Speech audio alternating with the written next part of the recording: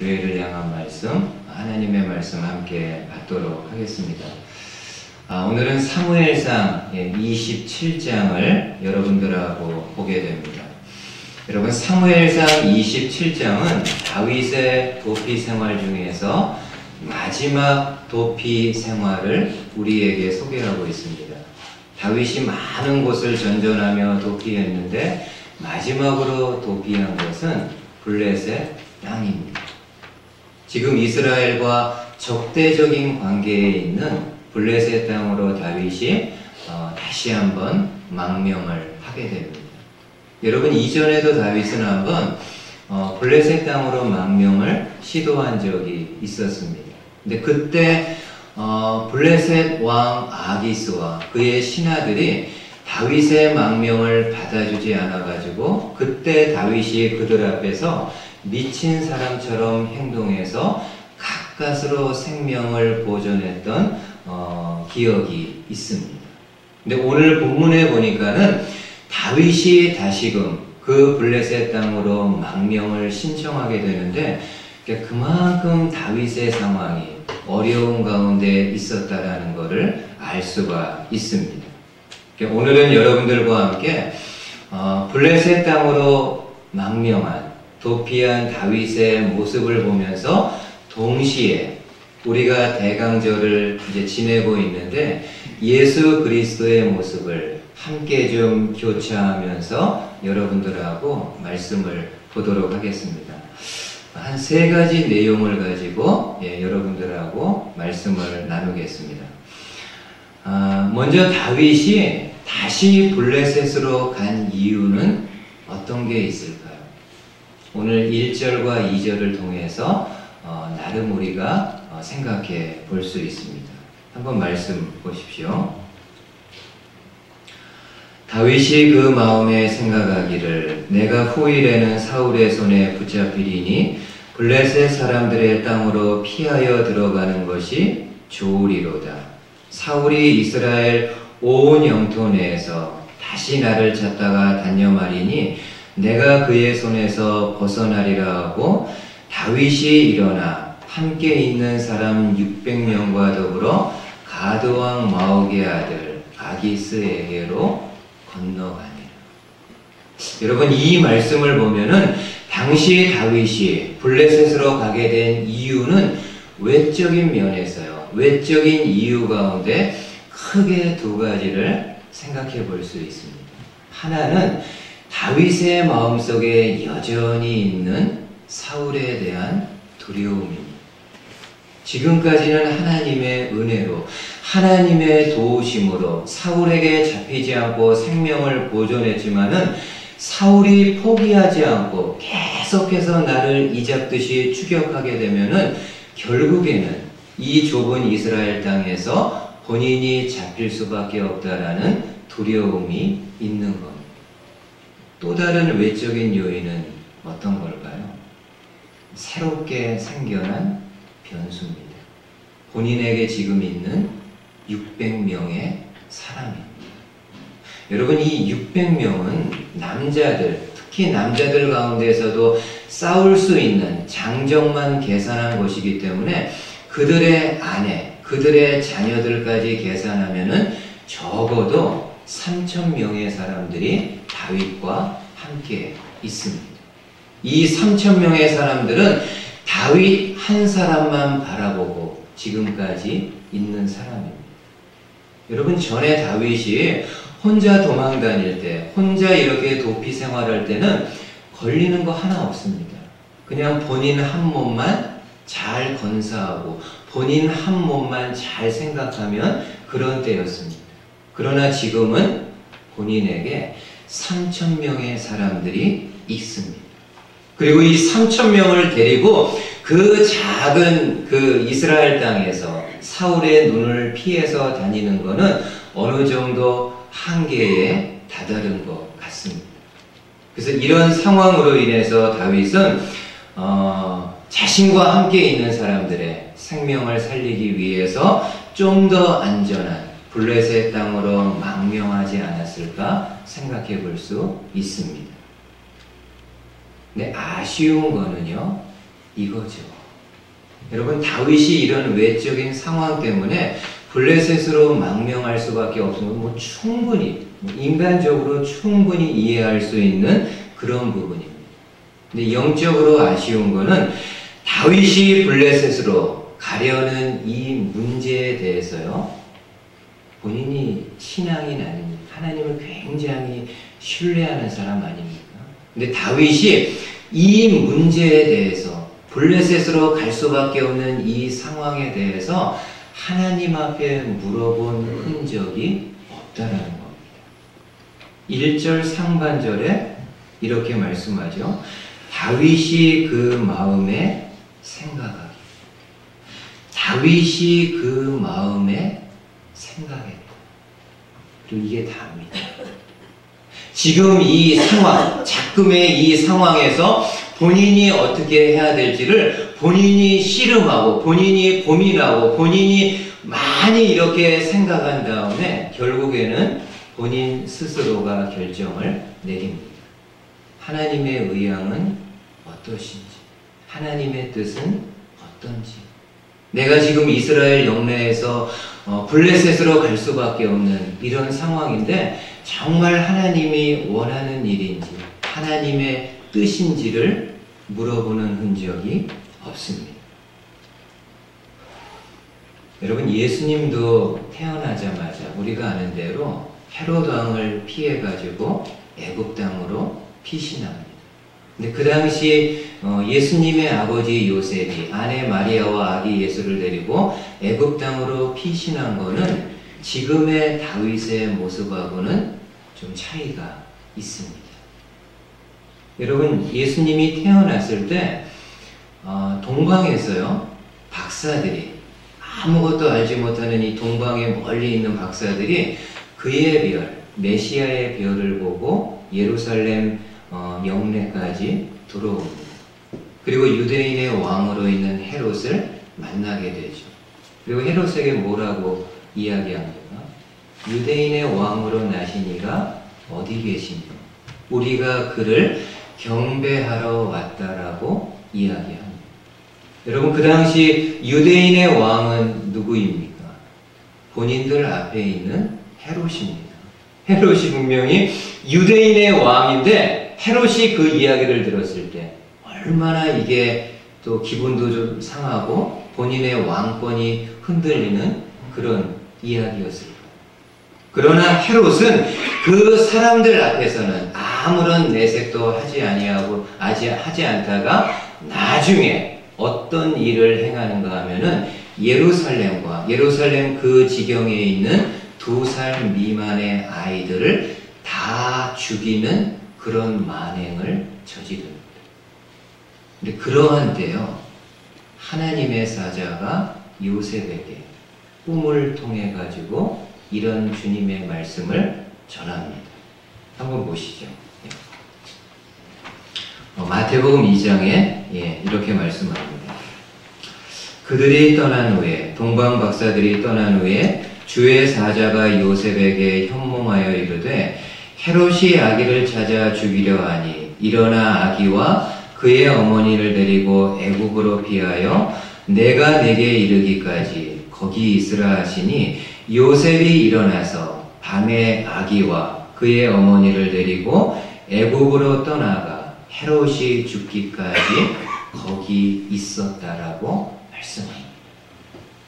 여러분, 그 당시 요셉이 마리아와 아기 예수를 데리고 애굽 땅으로 피신한 것은 본인이 고민하고 본인이 생각하고 본인이 결정해서 내린 것이 아니라 하나님의 말씀을 들었고 그 말씀에 따라 순종해서 애굽으로 내려갑니다. 근데 지금 다윗은 어떻습니까? 본인이 고민하고 본인이 씨름하고 본인이 생각한 끝에 결정을 내려서 블레셋 땅으로 망명합니다. 하나님의 뜻은 없습니다.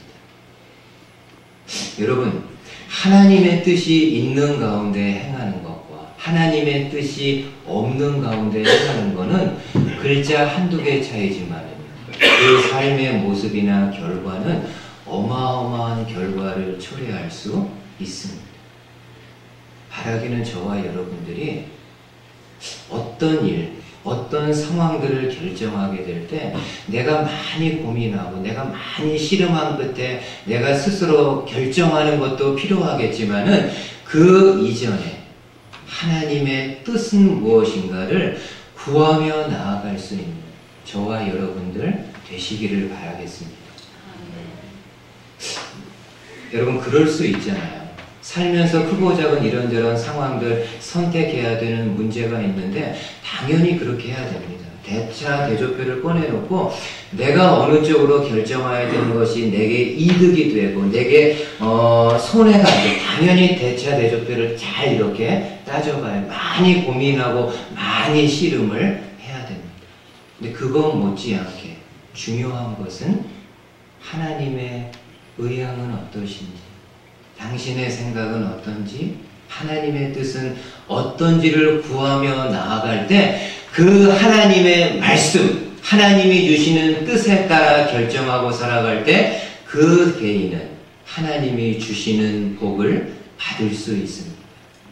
이런 하나님의 귀한 복을 함께 받아 누릴 수 있는 모든 성도님들 되실 수 있기를 다시 한번 주님의 말씀으로 축복을 드리겠습니다. 두 번째는 가드왕 아기스 앞에서 간청하는 다윗의 모습을 함께 보았으면 합니다. 다윗이 어렵게 정말 결정해서 블레셋 땅으로, 가드 땅으로 들어갑니다. 그리고 그 땅의 왕인 아기스를 만나서 이야기를 합니다. 나와 그리고 함께 있는 이 3,000명의 사람들이 머물 수 있는 지방에 있는 작은 성읍 하나라도 좀 허락해 달라고 이야기합니다. 그러면은 정말 감지덕지한 마음을 가지고 그 땅에서 살겠다라고 이야기를 합니다. 아기스 왕이 다윗의 그 이야기를 듣고 이번에는 그의 망명을 받아들입니다. 그리고 다윗과 사람들에게 지방에 있는 아주 작은 성읍 중에 하나인 시글락이라는 성읍을 다윗에게 허락해 줍니다. 그리고 다윗과 사람들이 그 시글락 땅에서 1년 4개월을 지내게 되었다라고 말씀하고 있습니다. 근데 여러분, 오늘 한번 말씀 보세요. 다윗이 아기스 왕에게 이러한 요청을 하게 될 때 어떤 모습을 가지고 요청하는지 한번 보십시오. 5절 말씀 보세요. 다윗이 아기스에게 이르되 바라건대 내가 당신께 은혜를 입었다면 지방 성읍 가운데 한 곳을 내게 주어 내가 살게 하소서. 당신의 종이 어찌 당신과 함께 왕도에 살리이까 하니. 여러분, 5절 말씀을 보면은요, 지금 다윗이 아기스 왕 앞에서 완전히 낮아져가지고 완전히 바닥을 깔고 지금 아기스 왕에게 이야기를 합니다. 처음에 뭐라고 이야기합니까? 내가 당신께 은혜를 입었다. 우리 식으로 이야기하면은 왕의 성은을 받기 원한다는 거예요. 그러니까 지금 다윗은 본인이 신하의 입장에서 왕인 아기스에게 아주 간절히 요청하는 그런 내용을 사용하고 있습니다. 그리고 심지어는 아기스 왕 앞에서 다윗은 본인을 가리켜 뭐라고까지 이야기합니까? 당신의 종이라. 당신의 신하도 아니고 당신의 백성도 아니고 정말 보잘것없고 하찮은 당신의 종 같은 사람이라고 이야기합니다. 그리고 한 걸음 더 나아가서는 어찌 당신과 함께 왕도에 살 수 있겠습니까? 나같이 비천하고 나같이 아무것도 아닌 사람이 어찌 같은 하늘 아래에서 왕과 이 왕도에서 살 수 있겠느냐. 지방의 작은 성읍 하나 이 인간 같지 않은 나에게 허락해 주면은 평생의 은혜로 알고 평생의 감지덕지한 마음으로 그 성읍에서 살겠다라고 이야기를 합니다. 여러분 생각해 보세요. 다윗이 벨이 없는 사람 아니겠죠? 다윗이 자존심이 없는 사람 아니에요. 근데 그럼에도 다윗이 지금 아기스 왕 앞에서, 이방 왕인 아기스 왕 앞에서 자신의 모든 것을 다 내려놓고 이렇게 엎드리는 이유는 뭘까요? 물론 본인의 생명 유지하기 위함도 있고요. 근데 저는 개인적으로 그것보다는요, 함께 있는 3,000명의 사람들을 살리기 위함입니다.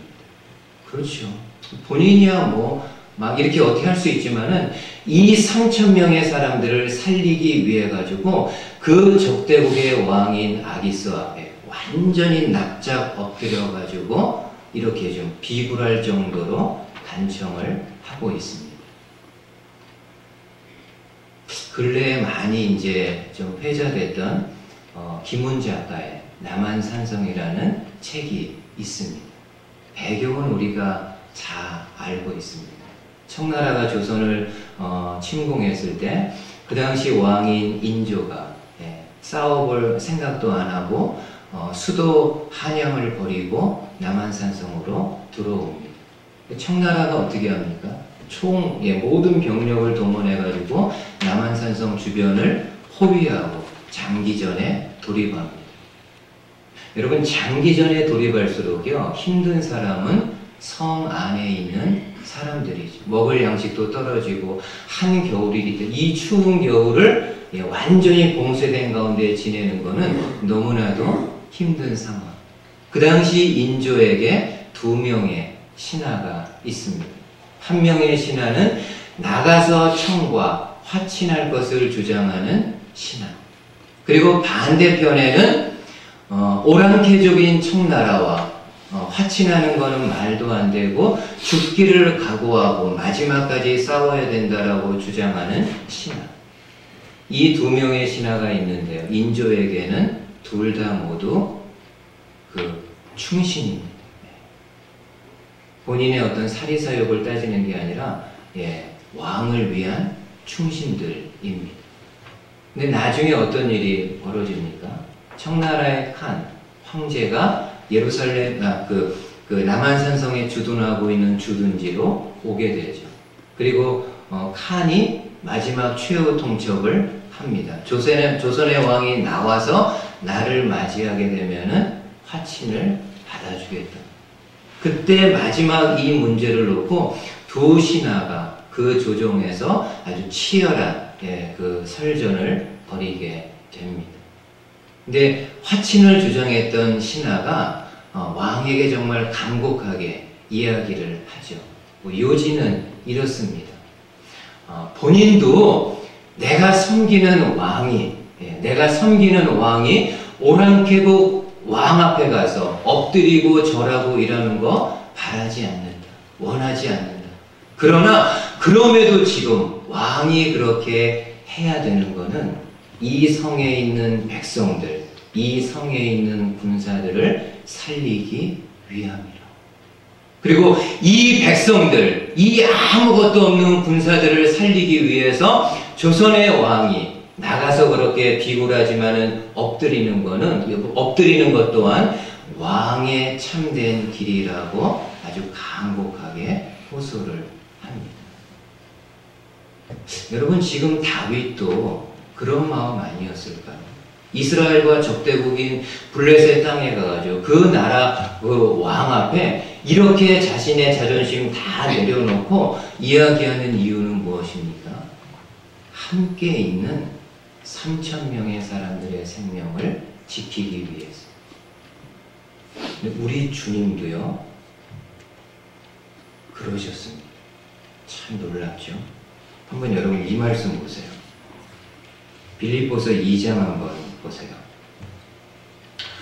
너희 안에 이 마음을 품으라. 곧 그리스도 예수의 마음이니 그는 근본 하나님의 본체시나 하나님과 동등됨을 취할 것으로 여기지 아니하시고 오히려 자기를 비워 종의 형체를 가지사 사람들과 같이 되셨고 사람의 모양으로 나타나사 자기를 낮추시고 죽기까지 복종하셨으니 곧 십자가에 죽으십니다. 여러분, 이 땅에 오신 예수님은 어떤 분이라고 소개하나요? 그 근본이 하나님의 본체예요. 하나님이시라는 겁니다. 이 땅에 오신 예수님은 하나님의 아들이자 하나님과 똑같은 능력과 영광을 가지고 계신 분이라는 겁니다. 근데 그분이 어떻게 하셨다고요? 자기를 낮춰 종의 형체를 가지고 이 땅에 오셨다. 어마어마하게 낮춘 겁니다. 이루 말할 수 없는 하늘에 계셨던 분이 그 영광스러운 자리를 버리고 오히려 종의 형체를 가지고 사람으로 이 땅에 오신 거는요, 굉장히 어마어마하게 낮추신 겁니다.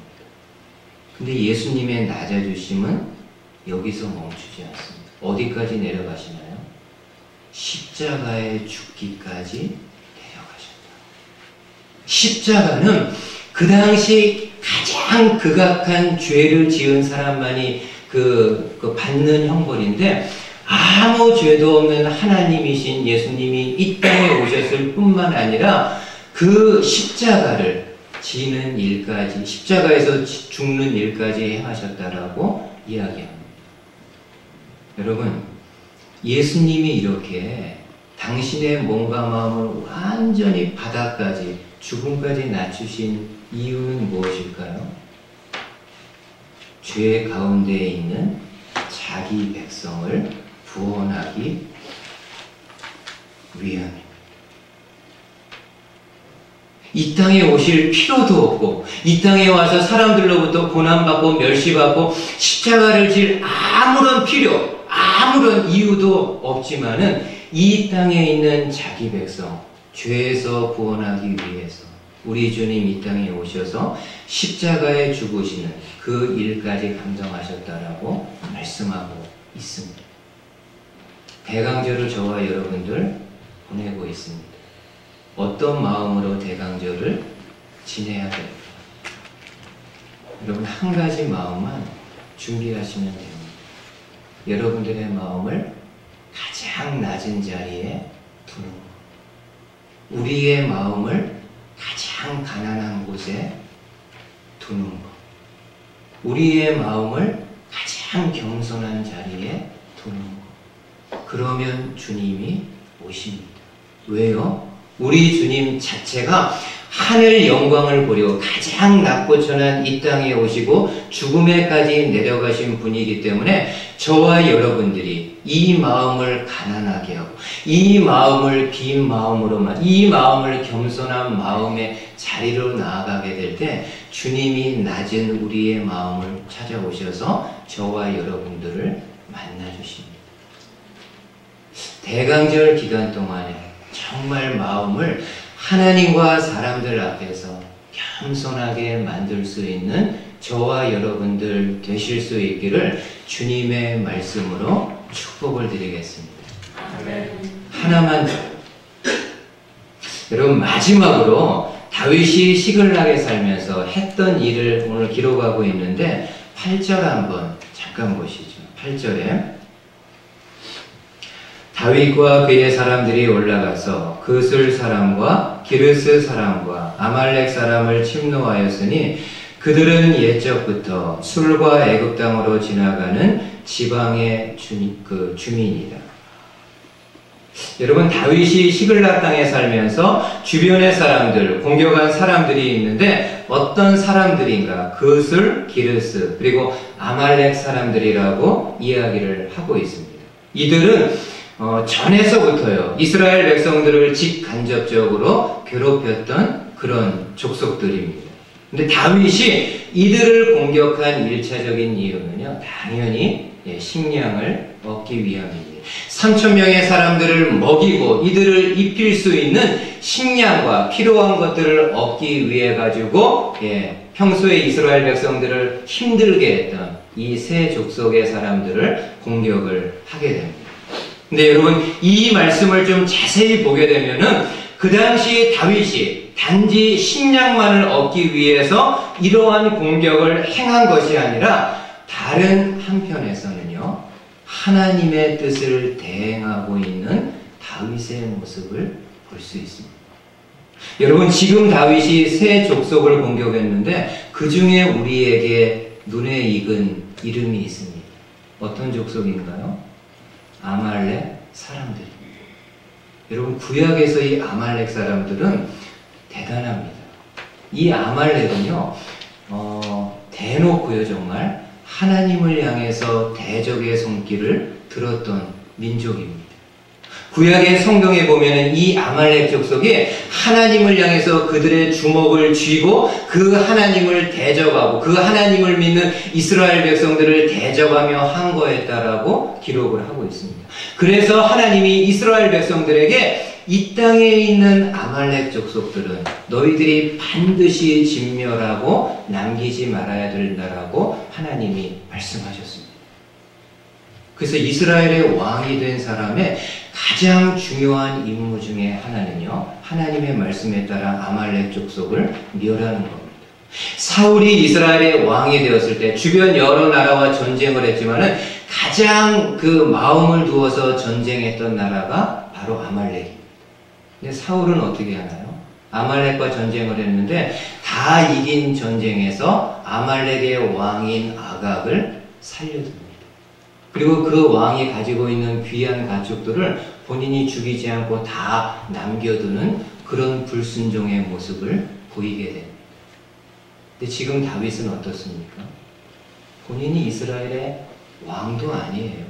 그리고 지금 다른 나라의 망명에서 이렇게 어렵게 살아가고 있는데도 불구하고 그 하나님의 말씀을 기억하고 본인이 있는 자리에서 할 수 있는 최선을 다해서 하나님의 대적자인 아말렉을 공격하고 대적하는 모습을 보이고 있습니다.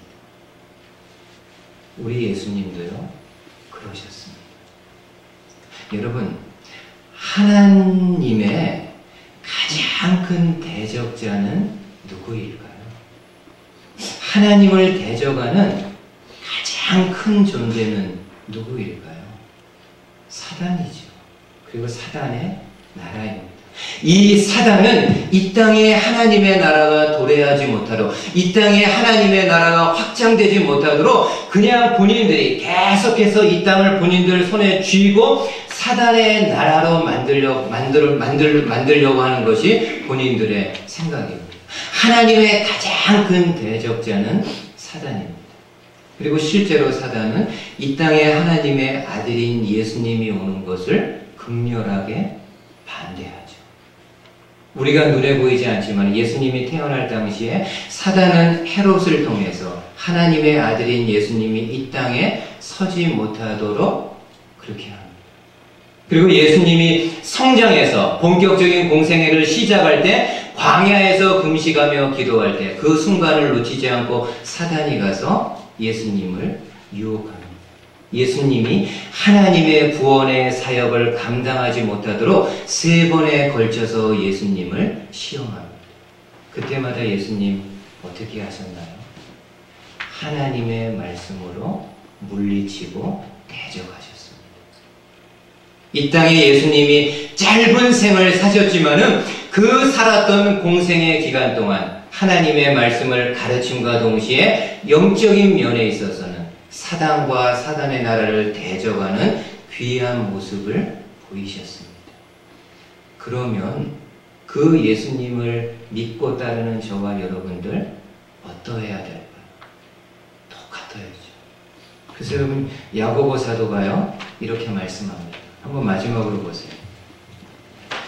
야고보 4장에 이렇게 말씀합니다. 그런즉 너희는 하나님께 복종할지어다. 마귀를 대적하라. 그리하면 너희를 피하리라. 마귀를 대적하라. 이거 예수님에게 하신 이야기 아닙니다. 성도인 저와 여러분들에게, 우리도 예수님처럼 마귀를 대적하는 삶을 살아야 된다. 베드로 사도도 이야기합니다. 5장에 근신하라 깨어라. 너희 대적 마귀가 우는 사자같이 두루다니며 삼킬 자를 찾나니 너희는 믿음을 굳건하게 하여 그를 대적하라. 마귀를 대적하라. 저와 여러분들이 살아가면서 사단을, 마귀를 왜 대적해야 됩니까? 우리가 믿고 따르는 예수님, 이 땅에 오셔서 공적으로 활동하시며 사역하실 때 그 사단의 나라, 그 사단의 존재를 괴멸하기 위해서 끊임없이 그들을 대적하며 나갔기 때문입니다. 그 옛날 사단이 예수님을 유혹하고 시험했다고 한다면 오늘날에도 당연히요. 사단이 이 모양 저 모양으로 우리가 신앙생활하지 못하도록, 혹은 우리가 바르게 올바르게 신앙생활하지 못하도록 여러 가지 환경, 여러 가지 장애물, 여러 가지 그런 올무들을 놓아가지고 바르게 우리가 하나님 앞에 나아가지 못하도록 합니다.